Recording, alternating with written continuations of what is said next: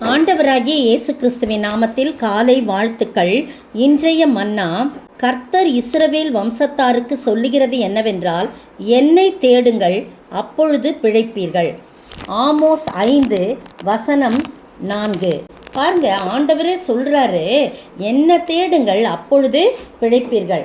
பெத்தேலை தேடாதீங்க, கில்காலிலும் சேராதீங்கள், பெயர்சபாவுக்கும் போகாதீங்கள்.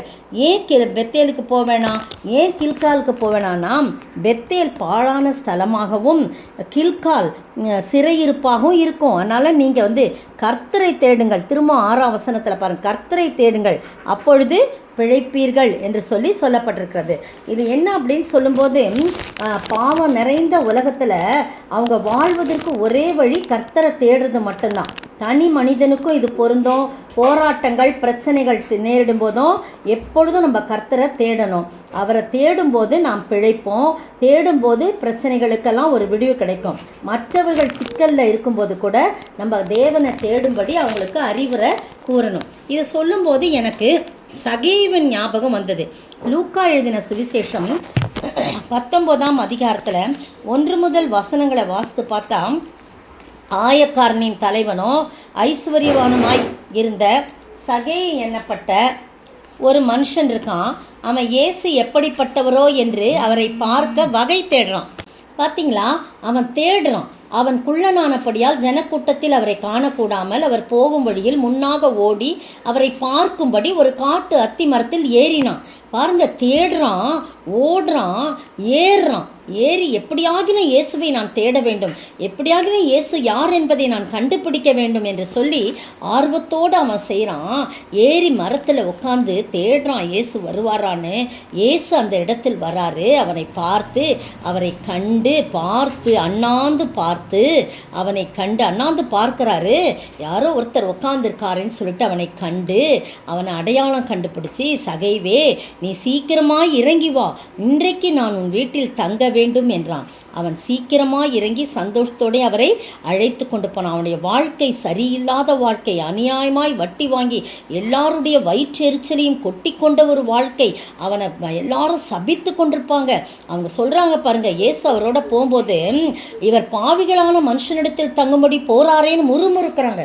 உடனே சகேயு, ஐயோ, நான் ஒரு பாவி, என் வீட்டில் இவர் தங்குறன்றாரு, என் நிமித்தமாக அவருக்கு ஒரு அவமானம் வந்துடக்கூடாதுன்னு கர்த்தரை நோக்கி நிற்கிறான். நின்று, ஆண்டவரே, என் ஆஸ்திகளில் பாதியை ஏழைகளுக்கு கொடுக்குறேன். இதுவரைக்கும் தவறாய் நடந்திருக்கலாம். நான் ஒருவனிடத்தில் எதையாகிலும் அநியாயமாய் வாங்கினதுண்டானால் நாளத்தினே நான் திருப்பி செலுத்துறேன். தன் பாவத்தை நின்று அறிக்கை செய்கிறான். ஏன்னா அவங்க சொல்கிறாங்க, பாவியான மனுஷனிடத்தில் போகிறாருன்னு. அதனால் தான் பாவி என்பதை அறிக்கை செஞ்சோன்ன அன்றைக்கு அவன் பிழைத்தான். இயேசு அவனை நோக்கி, இன்றைக்கு இந்த வீட்டுக்கு ரட்சிப்பு வந்தது, இவனும் ஆபிரகாமுக்கு குமாரனாய் இருக்கிறானே என்று சொல்லி, இழந்து போனதை தேடவும் ரட்சிக்கவுமே மனுஷகுமாரன் வந்திருக்கிறான்னு சொல்லி அந்த வசனம், அந்த அதிகாரத்தில் அந்த சம்பவம் முடிவடைகிறது. பிரியமானவர்களே, அப்போது நம்ம பிழைக்கும்படியாக ஆண்டவர் இந்த உலகத்தில் வந்தார். நாம் பிழைக்கும்படியாய் அவர் இந்த உலகத்தில் வந்தார்.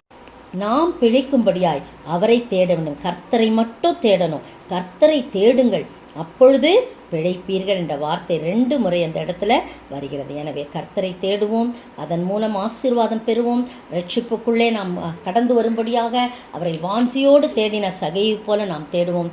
இழந்து போனதை தேடவும் ரட்சிக்கவுமே மனுஷகுமார் இந்த உலகத்தில் வந்தார் என்ற சத்தியத்தை உணர்ந்து அவரிடத்திலிருந்து நாம் பிழைக்கும்படியாய் ஆண்டவர் தாமே கிருபை செய்வாராக. ஆமேன்.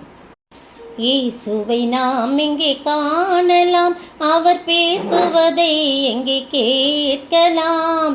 இயேசுவை நாம் எங்கே காணலாம், பனி படர்ந்த மலையின் மேலே பார்க்க முடியுமா, கனி நிறைந்த சோலையின் நடுவே காண முடியுமா, காண முடியுமா.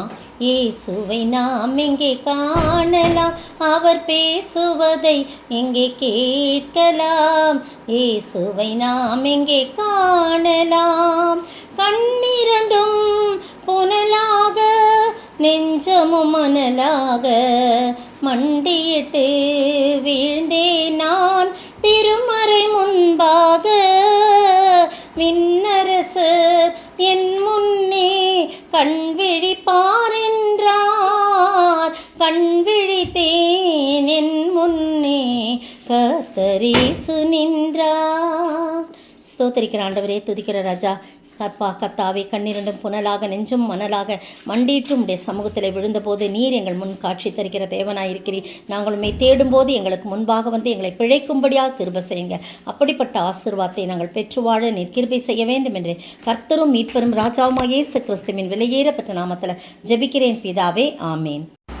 நேற்றைய பதில்: ஜனங்கள் எல்லாரும் அவரை கண்டவுடனே மிகவும் ஆச்சரியப்பட்டு ஓடி வந்து அவருக்கு வந்தனம் செய்தார்கள். மார்க் 9:15.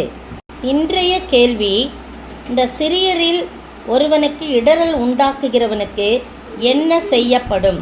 இந்த சிறியரில் ஒருவனுக்கு இடறல் உண்டாக்குகிறவனுக்கு என்ன செய்யப்படும்?